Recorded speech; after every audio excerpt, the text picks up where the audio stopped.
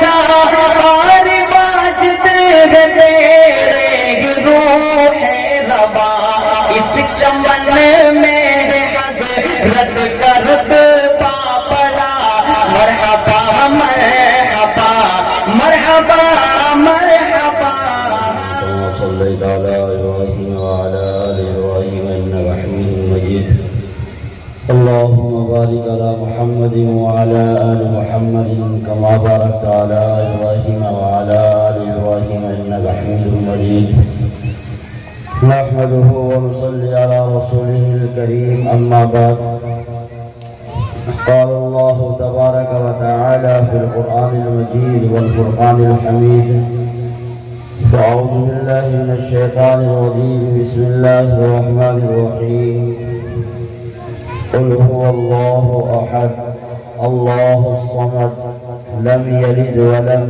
يولد ولم يكن له كفوا أحد وقال تعالى في موضع آخر إياك نعبد وإياك نستعين وقال تعالى في موضع آخر وإذا مرضت فهو يشفين وقال تعالى في موضع آخر يهب لمن يشاء إناثا ويهب لمن يشاء الذكور قال النبي صلى الله عليه وسلم يا أيها الناس قولوا لا إله إلا الله تفلحوا صدق الله العلي العظيم صدر محترم معزز علماء اکرام ناظم جلسہ بزرگوں اور عزیز دوستوں پیارے بچے اور بچیوں اللہ رب العزت کا بے انتہا شکر و احسان ہے کہ اس مالک الملک خالق کائنات نے ہم سب کو اس بابرکت مجلس میں آنے کی توفیق عطا فرمائی۔ یہ کیا ہے؟ اللہ کی توفیق ہے۔ ہم سب جو یہاں آئے اللہ کی توفیق سے آئے۔ اللہ نے توفیق دی تو ہم یہاں پر آئے۔ اللہ توفیق نہ دیتا تو ہم بھی یہاں تک نہ آتے، یہاں تک نہ پہنچتے۔ تو دعا کیجیے اللہ ہم سب کے یہاں آنے کو، اٹھنے اور بیٹھنے کو، کہنے اور سننے کو قبول فرمائے۔ اصل چیز نوجوانوں عمل ہے۔ اگر کہنے والا عمل کی نیت سے کہے، سننے والے عمل کی نیت سے سنے، کہنے والے کا کہنا کار آمد اور سننے والوں کا سننا کار آمد۔ اور اگر نہ کہنے والے میں اخلاص ہو، نہ سننے والوں میں عمل کی نیت ہو، تو کہنے والے کا کہنا بیکار اور سننے والوں کا سننا بیکار۔ تو ہم سب یہ نیت کریں گے انشاءاللہ ہم یہاں سے جو باتیں سنیں گے انشاءاللہ اس کے اوپر عمل کریں گے۔ کریں گے کہ نہیں کریں گے؟ ہاتھ اٹھا کر کے بتاؤ کون کون کریں گے عمل؟ سب کریں گے ماشاءاللہ۔ دیکھو اگر سب کی عمل کرنے کی نیت ہے، جو ہمارے بزرگ نوجوان پیچھے بیٹھے ہوئے ہیں، پہلی بات تو یہ کہ آدمی بہت مختصر، پھر دوسری بات یہ کہ بیٹھنے کا انداز بھی ہمارا عجیب و غریب، سب سے پہلے آئے اور پیچھے والی سب میں بیٹھیں۔ ہونا تو یہ چاہیے تھا کہ جب ہم سب سے پہلے آئے تو پہلی صف میں ہوتے، پہلی صف میں ہوتے۔ اور میں تو یہی کہنا چاہتا ہوں کہ جو ہمارے بزرگوار پیچھے بیٹھے ہوئے ہیں، کچھ پنکھوں کی وجہ سے، کچھ یہ وہ ہوا کی وجہ سے ہیں، سب پنکھے بھی ادھر ہی لگے ہوئے ہیں۔ تو بہرحال یہ اگر چند گھنٹے گرمی میں بھی ہم نے گزار لیے اور ہمارے بدن سے پسینہ بھی نکلا تو انشاءاللہ وہ بھی کارآمد ہوگا، وہ بھی کیا ہوگا؟ کامیاب ہوگا۔ تو بہرحال میرے اور آپ کے یہاں آنے کا مقصد صرف یہ ہے کہ ہم اللہ اور اللہ کے رسول صلی اللہ علیہ وسلم جو اللہ کا پیغام لے کر کے آئے، جو اللہ کا پیغام انہوں نے لا کر ہم کو دیا، ہم اس کے اوپر عمل پیرا ہیں، ہم اس کے اوپر اپنی زندگی کو گزاریں، ہم اس طریقے سے اپنی زندگی کو ڈھالیں۔ لیکن حالات کا اگر جائزہ لیا جائے، حالات کو اگر پرکھ کر کے دیکھا جائے تو حالات بڑے نازک ہیں۔ میری زبان پر بھی گلا شکوہ ہے، آپ کی زبان پر بھی گلا شکوہ ہے کہ آج مسلمانوں کو ذلیل اور رسوا کیا جا رہا ہے، آج مسلمانوں کی کوئی بات سننے والا نہیں ہے۔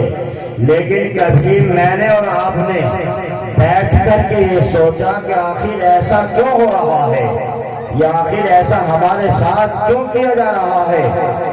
اس میں کسی دوسرے آدمی کا قصور نہیں، اس میں قصور میرا اور آپ کا ہے، اس میں غلطی میری اور آپ کی ہے۔ کیوں؟ اس لیے کہ ہم نے اللہ کے احکاموں کو چھوڑا، ہم نے لال نبی کے طریقے کو توڑا، اور ہم اللہ کے احکاموں کو چھوڑ کر نبی کے طریقے کو توڑ کر اگر میں اور آپ یہ چاہیں کہ ہم عزت پائیں گے، ہم کامیاب ہو جائیں گے، تو ہرگز ایسا نہیں ہو سکتا۔ نوجوانوں، اس دین کے لیے اللہ کے لال نے، پیغمبر نے، بلکہ تمام انبیاء علیہ السلام نے جتنی تکالیف برداشت کی، ہر ایک نبی کو ستایا گیا، ہر ایک نبی پر ظلم کے پہاڑ توڑے گئے، اور تمام نبیوں کے آنے کا مقصد، تمام نبیوں کے آنے کا مطلب یہی تھا کہ تمام نبی جو اللہ نے بھیجے وہ کس لیے؟ اللہ کے اس کلمے کو، لا الہ الا اللہ، کہیں وہاں موسیٰ کلیم اللہ، عیسیٰ روح اللہ، نوح نبی اللہ، ان سب کے کلمے تھے، ان تمام نے آ کر کے اسی کلمے کی دعوت دی ہے، ان تمام نے آ کر اسی کلمے کو پڑھایا ہے، ان تمام نے آ کر اسی کلمے کی دعوت و تبلیغ کی ہے۔ بعد میں نمبر آیا نبی آخر الزمان، تاجدار مدینہ محمد عربی صلی اللہ علیہ وسلم کا، تو وہ لوگ جو آپ کو صادق کہا کرتے تھے، وہ لوگ جو آپ کو امین کہا کرتے تھے، وہ لوگ جو اپنی زبانوں سے یہ کہتے تھے کہ اس روئے زمین پر ہم نے محمد سے سچا کسی کو نہیں پایا، جو لوگ یہ کہا کرتے تھے کہ ہم نے اس روئے زمین پر محمد سے زیادہ امانت دار کسی کو نہیں پایا، جب اس دور سے پیغمبر نے اللہ کے اس پیغام کی، اللہ کے اس کلمے کی صدا لگائی، یا ایھا الناس قولوا لا الہ الا اللہ تفلحوا، اے لوگوں کلمہ لا الہ الا اللہ پڑھ لو اور کامیاب ہو جاؤ۔ بس پھر کیا تھا؟ وہ لوگ آپ کے دشمن ہو گئے، وہی لوگ آپ کو صفائے ہستی سے مٹانے پر لگ گئے، وہی لوگ آپ کے آڑے ہاتھ آنے لگے، وہ آپ کے ہر کام میں رکاوٹ ڈالنے لگے، وہ آپ کو طرح طرح سے ستانے لگے، آپ کے اوپر ظلم کے پہاڑ اٹھانے لگے، اور وہ آپ کو طرح طرح سے ستاتے رہے۔ لیکن نبی آخر الزمان، تاجدار مدینہ محمد عربی صلی اللہ علیہ وسلم نے جب یہ اعلان کیا، یا ایھا الناس، اے لوگوں کلمہ لا الہ الا اللہ پڑھو اور کامیاب ہو جاؤ۔ یہ جو تم نے 360 اپنے خدا بنا رکھے ہیں، یہ جو تم نے 360 بت رکھے ہوئے ہیں، یہ تمہارے خدا نہیں ہے، یہ تمہارا کچھ کام کرنے والے نہیں ہیں، ان تمام کو ترک کر دو، ان تمام کو چھوڑ دو، صرف اس ایک رب کو اپنا خدا جانو، اس ایک اللہ کو اپنا رب مانو۔ یہ تمام باطل ہے، ان کی طرف توجہ نہ دو۔ پھر کیا تھا؟ پھر تو آپ کو طرح طرح سے ستایا گیا، آپ کے راستے میں کانٹے بچھائے گئے، آپ کے جسم اطہر پر پتھر برسائے گئے، آپ کے جسم آپ کی پیٹھ مبارکہ پر اوج لا کر رکھی گئی، اور آپ کو طرح طرح سے ستایا گیا، لیکن یاد رکھیے اس لارنے پیغمبر نے جب یہ صدا لگائی، اس لارنے پیغمبر نے جب یہ صدا دی، اے لوگوں کلمہ لا الہ الا اللہ پڑھ لو اور کامیاب ہو جاؤ، تو پھر صحابہ آئے، صحابہ نے اس کلمے کو پڑھا، اور اس کلمے کو پڑھنے کے بعد جو ہے صحابہ کو تکالیفوں کا سامنا کرنا پڑا، اپنے گھروں کو چھوڑنا پڑا، اپنے بچوں کو یتیم بنانا پڑا، لیکن اس صحابی نے یہ کلمہ ایک مرتبہ پڑھ لیا، پھر وہ اس کلمے سے پیچھے نہیں ہٹا، پھر اس نے اس کلمے کو پھنسے نہیں ڈالا، چاہے اس کے جسم کے ٹکڑے ٹکڑے کر دیے گئے، چاہے اس کو سولی پر چڑھا دیا گیا، چاہے جلتے ہوئے آگ کے شعلوں پر لٹا دیا گیا، چاہے اس کے اوپر جو ہے تیل کے کڑھاؤں میں ڈال دیا گیا، لیکن اس صحابی نے یہ کلمہ پڑھا لا الہ الا اللہ، پھر اس کلمے سے پیچھے نہیں ہٹا، کیوں؟ اس لیے کہ ان کا ایمان، ان کا کلمہ میرے اور آپ جیسا کلمہ نہیں تھا، ان کا ایمان میرے اور آپ جیسا ایمان نہیں تھا، وہ اس کلمے کی حقیقت کو، وہ اس کلمے کی حلاوت کو، وہ اس کلمے کے مٹھاس کو اپنے خون میں پیوست کر چکے تھے، اپنے خون میں وہ نثر بس چکا تھا، اس کلمے کی حقیقت اور اس کی حلاوت بلال حبشی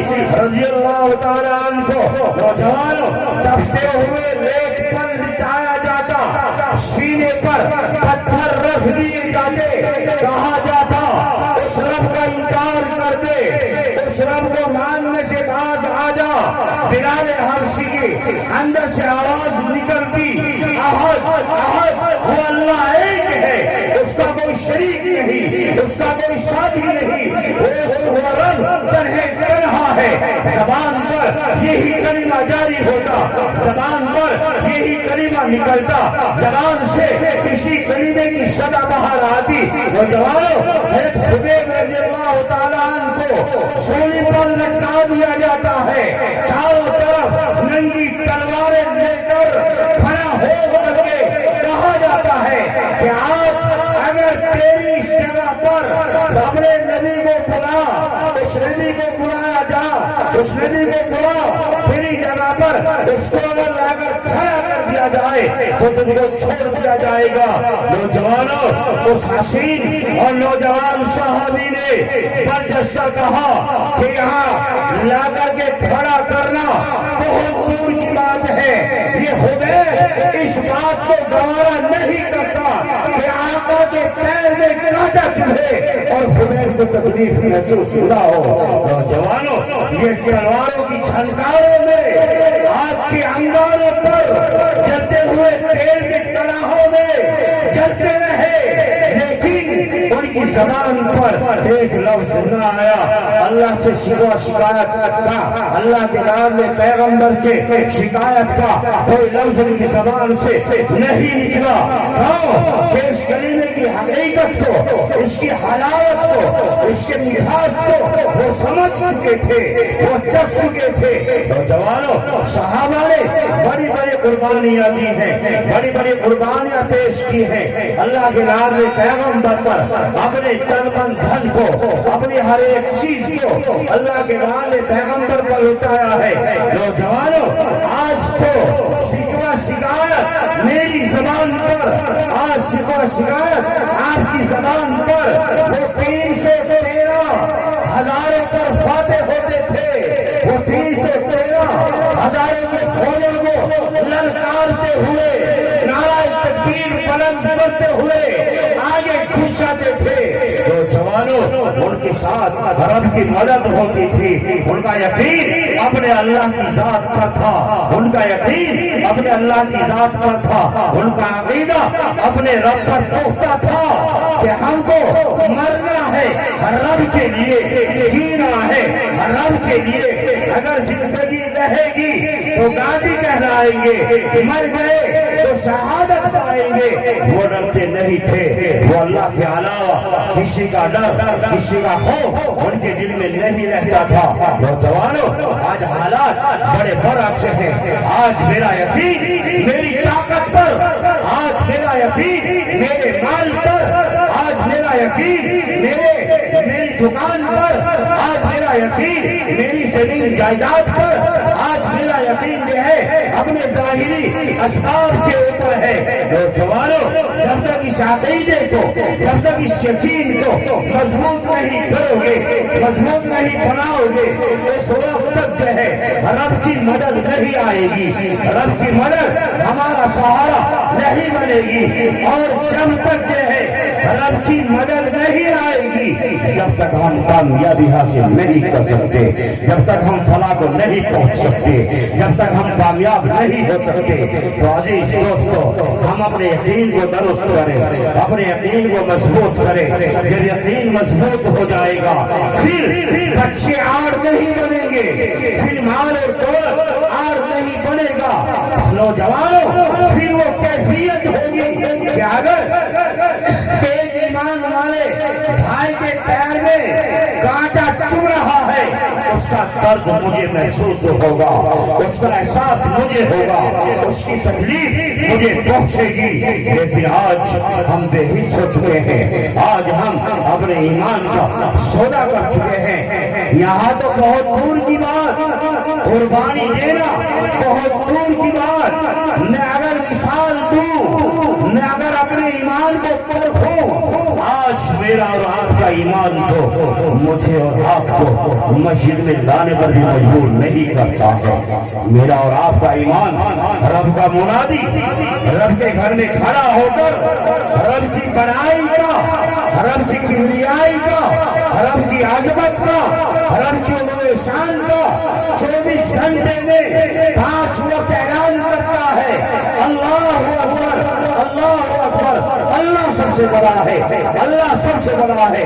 حی علی الصلاۃ، حی علی الفلاح، آؤ نماز کے لیے، آؤ کامیابی کی طرف۔ 24 گھنٹے میں یہ صدا میرے اور آپ کے کان کو چھوتی ہوئی دوسرے کان سے گزر جاتی ہے، مجھے اور آپ کو اس کا احساس تک نہیں ہوتا، مجھے اور آپ کو اس کا احساس بھی نہیں ہوتا۔ یہ بلاوا کس کا ہے؟ یہ صدا کس کے گھر سے آ رہی ہے؟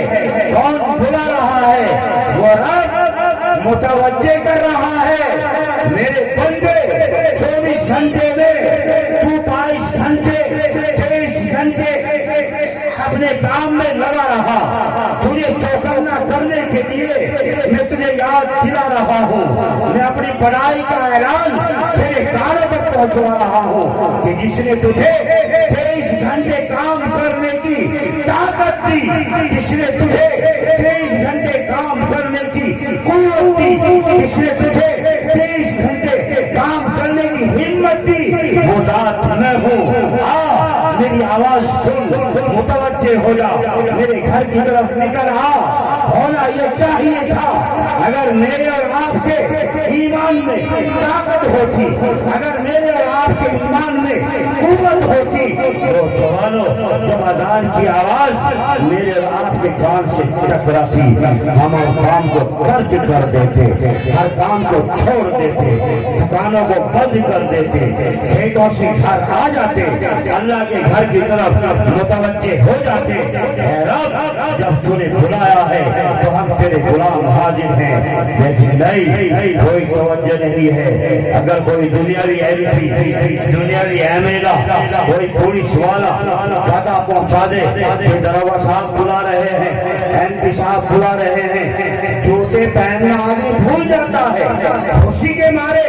ارے اس سے بڑا بادشاہ کون ہوگا؟ جو سب بادشاہوں کا بادشاہ ہے، جس سے بڑا کوئی نہیں ہے۔ وہ اعلان کر رہا ہے، اپنے گھر کے میناروں سے صدا دے رہا ہے، میرے بندے آ، میرے بندے آ، میرے گھر میں آ، میرے سامنے ہاتھ پھیلا کر، میرے سامنے آنسو بہا کر، میرے سامنے رو کر، میرے سامنے گر گرا کر اپنے گناہوں کو معاف کرا لے، میں رب تجھے بلا رہا ہوں۔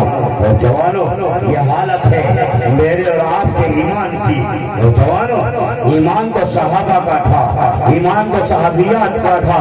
جب جنگ میں صحابہ کے بچے جاتے، صحابی جاتے، ایمان نوجوانوں اور آواز آتی کہ وہاں شکست ہو رہی ہے یا شہادتیں ہو رہی ہیں، وہ مائیں بہنیں یہ نہیں معلوم کرتی تھی میرے والد کا کیا ہوا، میرے بچے کا کیا ہوا۔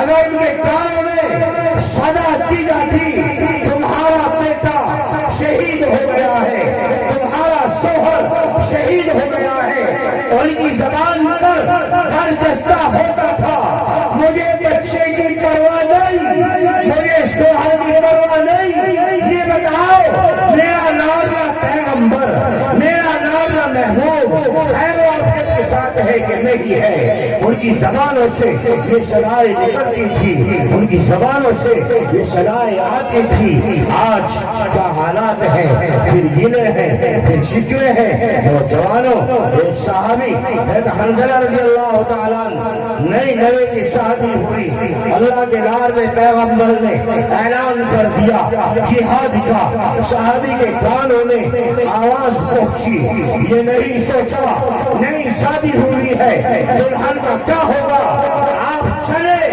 بیوی نے پلہ پکڑا، آپ نے چھڑایا، پھر چلے، پھر پلہ پکڑا، پھر چھڑایا، آپ پھر چلے، پھر پلہ چھڑایا۔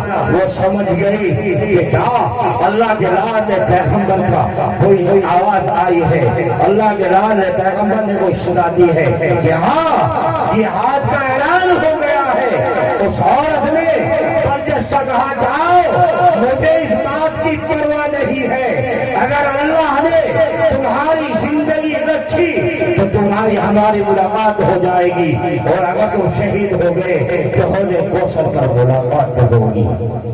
نوجوانوں، یہ حالات تھا، نئی شادی، آپ گئے، جا کر جو ہے میدان کارزار میں پہنچے، شہید ہو گئے۔ نوجوانوں، اللہ کے لال پیغمبر نے لاشوں میں تلاش کروایا، آپ کی لاش نہ ملی، آپ پریشان ہوئے کہ حنظلہ کی لاش کہاں گئی۔ جبریل امین آئے، یا رسول اللہ، حنظلہ کو آسمان پر فرشتے سونے اور چاندی کے برتنوں میں غسل دے رہے ہیں، ان کو غسل دیا جا رہا ہے۔ کہاں شہید کو غسل نہیں دیا جاتا، شہید کو انہی کپڑوں میں دفن کر دیا جاتا ہے۔ وہ اپنی بیوی سے ملاقات انہوں نے کی تھی، لیکن غسل کرنے کی بھی ہمت نہیں ہوئی۔ جب اللہ کے لال نے پیغمبر کی آواز کانوں میں پہنچی تو میدان کارزار میں گئے، جام شہادت نوش کیا۔ پھر اللہ کے لال نے پیغمبر نے اعلان کیا جہاد کا، اعلان کیا جہاد کا۔ ایک ماں جس کا شوہر انتقال کر چکا تھا، جب اس کے کانوں میں یہ صدا پہنچی وہ دل ہلا اٹھی، وہ رونے لگی کہ کاش میرا شوہر حیات ہوتا، وہ اللہ کے لال نے پیغمبر کے ساتھ جہاد میں شریک ہوگا۔ اس عورت کے دو بچے، ایک 10-12 سال کا ہے، ایک 8-10 سال کا ہے، باہر کھیلنے کے لیے گئے ہوئے تھے۔ وہ گھر آئے، آ کر دیکھا ماں رو رہی ہے، ماں رو رہی ہے، آنسو بہا رہی ہے۔ معلوم کیا بیٹوں نے، والدہ کیا بات ہے، کیوں رو رہی ہو، کیا وجہ ہے؟ کسی نے کچھ کہا ہے کہ بیٹا نہیں، میں اس لیے نہیں رو رہی ہوں، میں تو اس لیے رو رہی ہوں، اللہ کے نام نے پیغمبر نے اعلان کیا جہاد کا، اللہ کے نام نے پیغمبر نے اعلان کیا اللہ کے راستے میں لڑنے کا۔ آج تمہارے والد اگر حیات ہوتے، وہ اللہ کے نام نے پیغمبر کے ساتھ جہاد میں شریک ہوتے۔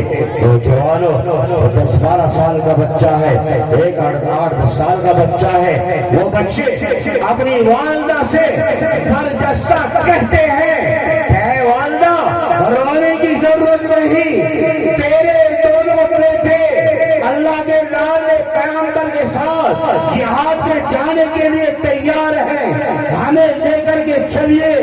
عثمان نے یہ نہ سوچا یہ بچے تیری زندگی کا سہارا بننے والے ہیں، یہ بچے تیری زندگی کا سہارا بنیں گے۔ وہ ماں اپنے ان دونوں بیٹوں کو لے کر اللہ کے لاڈلے پیغمبر کی خدمت میں حاضر ہوئی۔ اللہ کے لاڈلے پیغمبر نے فرمایا یہ ابھی چھوٹے ہیں، یہ تمہاری خدمت کریں، یہی ان کے لیے جہاد ہے۔ نوجوانوں بڑے بچے نے ضد کی، ارے اللہ کے لاڈلے نبی نے بڑے بھائی کو قبول کر لیا کہ چلو بڑا ہمارے ساتھ چلا جائے گا، چھوٹے کو تم اپنے ساتھ لے جاؤ۔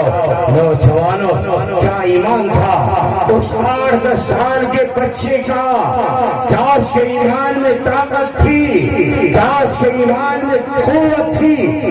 اس نے کہا ایسا نہیں ہوگا، بڑے بھائی کو قبول کیا جائے، چھوٹے کو چھوڑ دیا جائے۔ وہ چھوٹا کہتا ہے یا رسول اللہ میری اور میرے بڑے بھائی کی کشتی کرا لیجئے، یا رسول اللہ میری اور میرے بڑے بھائی کی کشتی کرا لیجئے، اگر میں نے اس کو گرا لیا تو مجھ کو بھی قبول کر لیجئے۔